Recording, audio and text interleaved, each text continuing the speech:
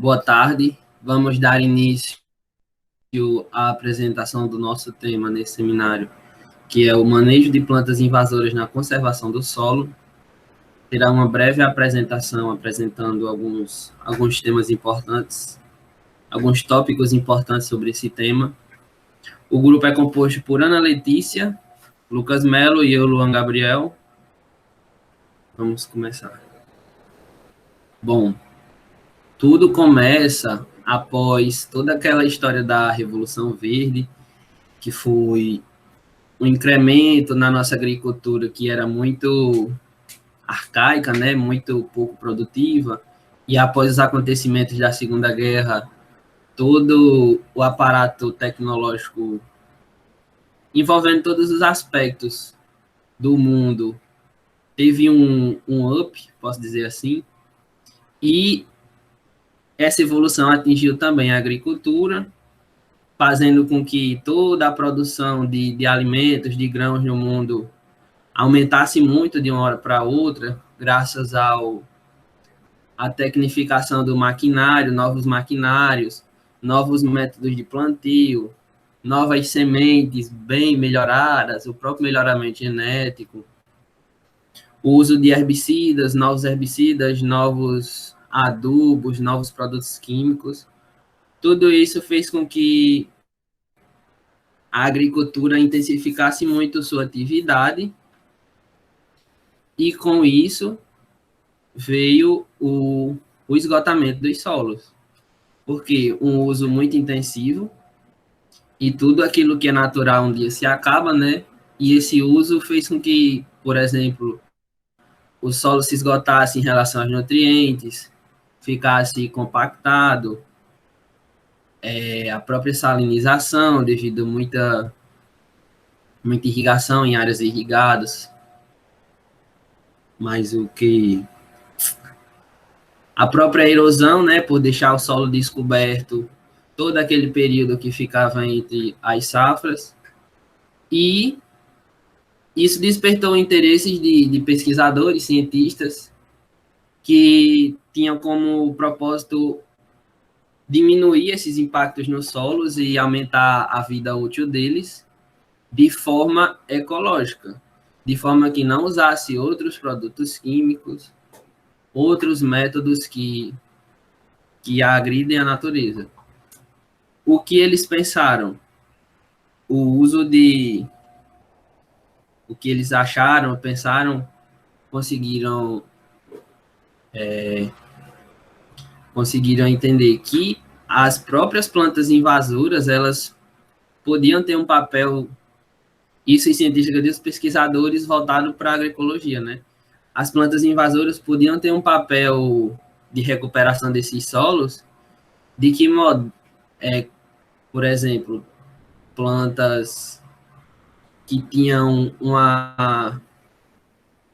um poder de enraizamento alto, poderiam descompactar o solo, plantas fixadoras de nitrogênio, poderiam voltar a aumentar a fertilidade do solo,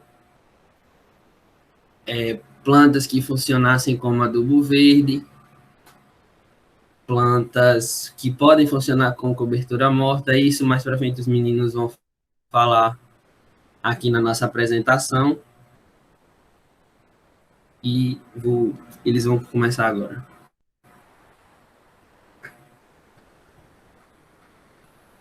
Então, como o Luan tem falado, após a Revolução Verde, foi implantado um sistema de agricultura muito intensificado e esse sistema ele vem prejudicando bastante o solo. Só que já existem várias pesquisas indicando que as plantas invasoras ou plantas daninhas elas são bastante benéficas quando bem manejadas. Por exemplo, você pode utilizar elas como uma forma de incrementar a matéria orgânica, você pode cultivar elas em forma consorciada, mas com um período que não afete a outra cultura, para que o solo não fique exposto. E uma das formas que tem sido utilizadas nos sistemas convencionais é o uso de cobertura mor, consiste na palhada de um cultivo anterior, e essa palhada ela inibe a incidência de raios solares sobre o solo, e as sementes dessas plantas invasoras não conseguem germinar.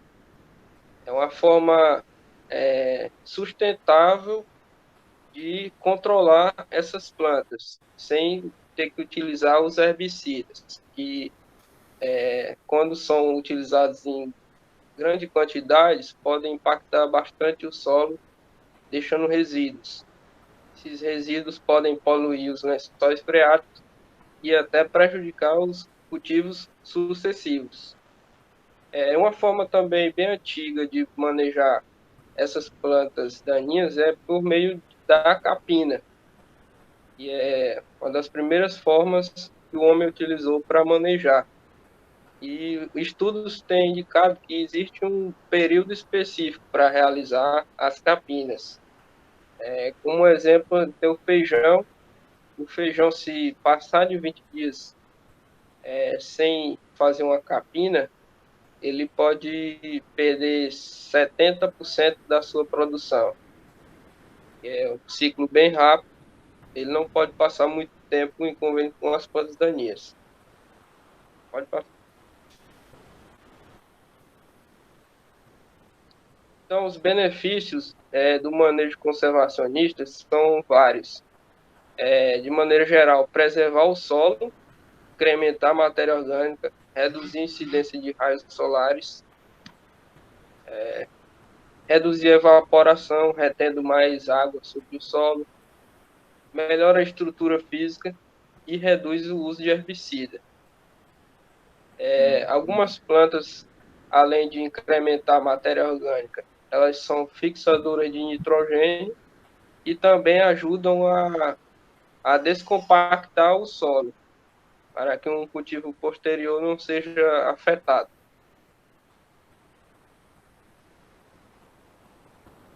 Bom, como o Luan falou, né, as plantas elas são soluções naturais utilizadas na conservação do solo. Quando eu utilizo uma planta para cobrir o solo, eu estou fazendo com que aquela planta proteja aquele solo, seja da erosão, seja da lixiviação de nutrientes. E quando eu mantenho esse solo coberto, eu estou evitando as perdas. E quando eu evito as perdas, eu auxilio na ciclagem de nutrientes e mantenho a qualidade do solo, resultando então em uma maior produtividade. Então, quando eu vou escolher uma planta, eu tenho que, além da escolha, a escolha dela depende da área que eu vou implementar ela. Com isso, eu vou apresentar para vocês as principais plantas que são utilizadas na conservação do solo. A primeira delas é a Jurema de Imbira. A Jurema de Imbira ela é uma planta leguminosa, fixadora de nitrogênio, e é utilizada para reflorestar áreas degradadas. Essa espécie ela faz uma associação com as bactérias, que são fixadoras de nitrogênio, e a partir disso elas conseguem recuperar a fertilidade daquele solo que se encontra degradado pelas demais atividades humanas. A segunda planta é a Crotalária, também é uma planta leguminosa que apresenta um crescimento rápido. Ela é uma alternativa para proteger o solo, porque ela aumenta a fertilidade do solo, ela auxilia na fixação biológica de nutrientes, de nitrogênio, e também ela controla plantas invasoras, mas também ela controla os nematóides, porque elas liberam uma substância tóxica no solo que é capaz de controlar essa praga. A terceira planta é a Braquiária, que ela é uma planta rica em nutrientes, que possui um bom enraizamento e uma boa produção de massa foliar.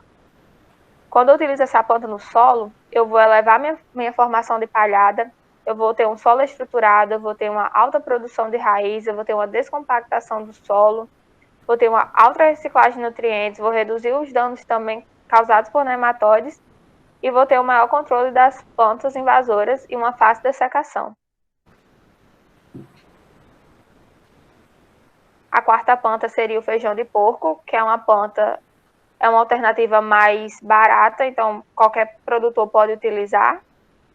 E ela é recomendada como adubo verde e cobertura morta do solo.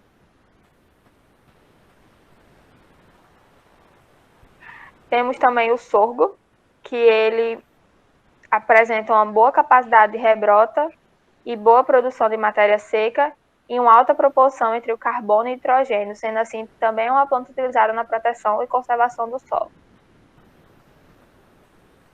E por fim, temos o milheto, que é uma planta que não exige um solo muito fértil, ela é resistente à seca e possui alto poder de descompactação do solo e produção de matéria seca. Ela participa na ciclagem de nutrientes, na proteção do solo e no combate a nematóides, e também na baixa exigência de fertilizantes e defensivos agrícolas. Bom, essa foi nossa apresentação. Esperamos que nós tenhamos conseguido passar o conteúdo para vocês de forma clara, que vocês tenham entendido, e agradecemos a compreensão de todos. Até mais.